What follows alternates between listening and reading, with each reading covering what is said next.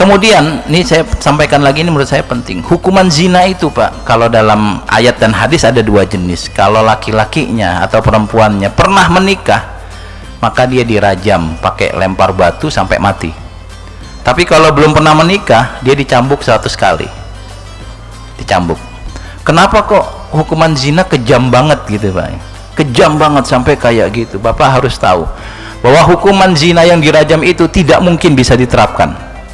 Saya jamin nggak bisa untuk sekarang, karena zina bisa diterapkan hukum hadnya, hukuman rajam itu kalau ada 3 syarat terpenuhi.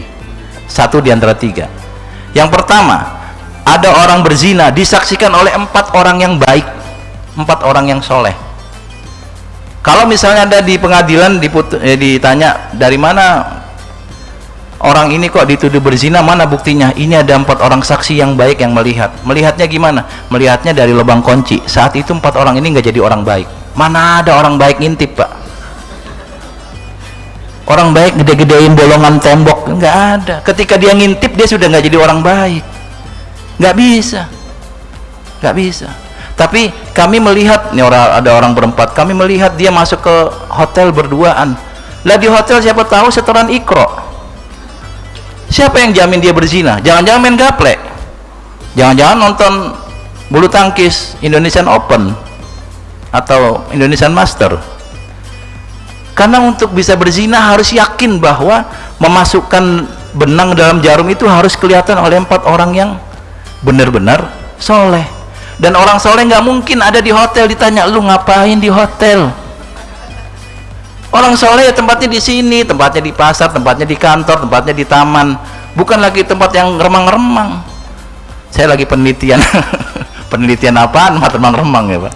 Maka yang pertama harus 4 orang saksi yang soleh, mustahil, kecuali ada orang berzina di halte busway Dukuh Atas jam 5 sore. Lagi padat-padat yang ngantri, ada yang zina, ada ustadz pakai topi zina. Nah baru saat ini dia sah menjadi saksi. Tapi siapa yang berzina di halte busway Pak? Nggak mungkin. Kalau itu terjadi, ini sudah sakit, dia sudah sangat sakit, otaknya sudah rusak. Maka 4 orang saksi mustahil. Nah yang kedua, dia bisa dihukum kalau ada bukti, tapi buktinya sulit karena buktinya nggak bisa disumpah. Misalnya ini ada bukti Pak, foto-foto, lah foto bisa diubah-ubah. Orang sekarang ada aplikasi yang bisa ngubah muka orang ya. Misalnya saya nggak tahu caranya gimana, tapi konon itu muka kita di scan atau gimana, terus tempel ke wajah orang, tiba-tiba wajah foto lukisan Mona Lisa jadi wajah kita. Itu bisa. Dan pengeditan sudah sangat bagus sehingga saya yang dari sini Jakarta, tiba-tiba fotonya lagi ada di London bisa Pak. Nggak tahu caranya, tinggal potong atau gimana, tempel lagi di London. Jadi nggak bisa karena saksinya harus disumpah. Sementara HP nggak bisa disumpah. Ada Pak CCTV nggak bisa disumpah karena hukumannya sangat berat, pembuktiannya harus sangat berat. Untuk bisa dirajam buktinya sangat sulit. Nah yang terakhir adalah dengan pengakuan. Pengakuan pun nggak boleh diterima, wajib ditolak dulu. Nabi Muhammad merajam tuh Imra'ah Ghamidiyah, merajam Ma'is bin Aslam dan orang Yahudi laki perempuan yang berzina. 4 kali Nabi merajam, 4 orang yang dirajam oleh Nabi, semuanya karena ngaku. Nggak ada yang pakai saksi. Yang pertama Ma'is bin Aslam, Nabi lagi jalan biasa dideketin sama Ma'is, ya Rasulullah, halaktu Nabi, saya hancur. Kenapa kamu kok hancur? Ini qad zana, itu saya berzina. Nabi langsung jalan Pak, melengos saja, nggak didengerin, dikejar sama itu.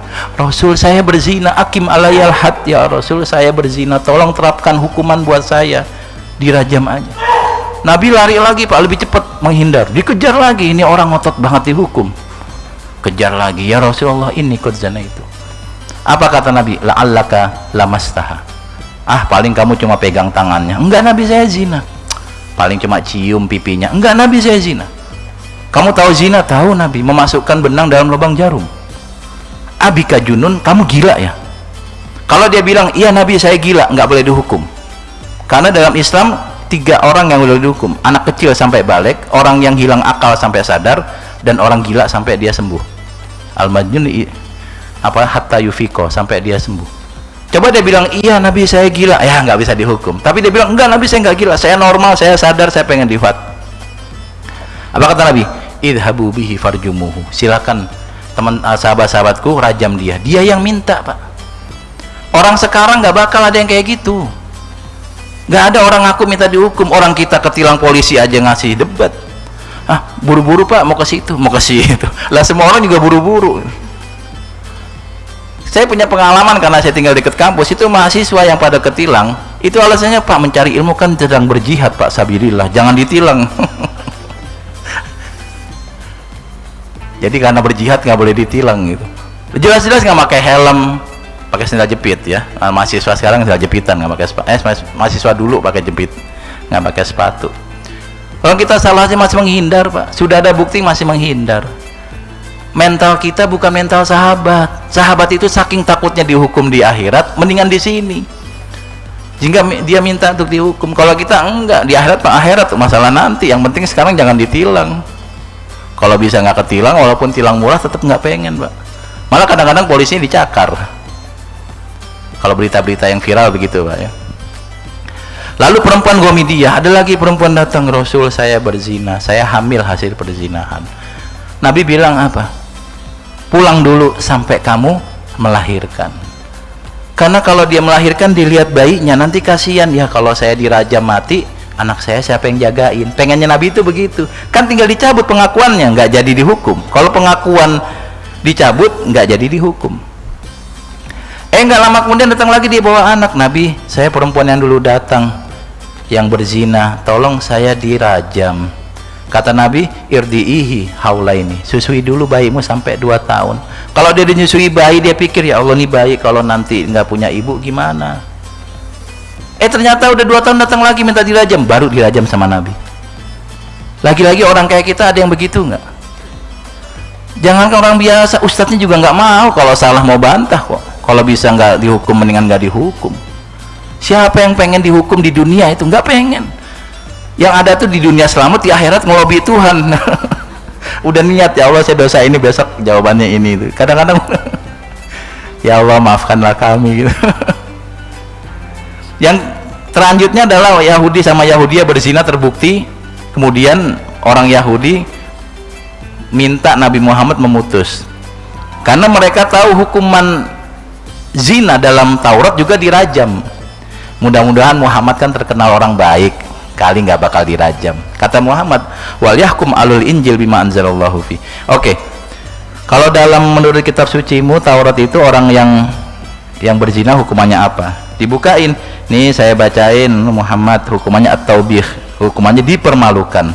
Tapi kata Nabi, tolong angkat tanganmu, diangkat lagi dan dirajam sampai mati. Loh, dirajam. Jadi emang dia yang datang.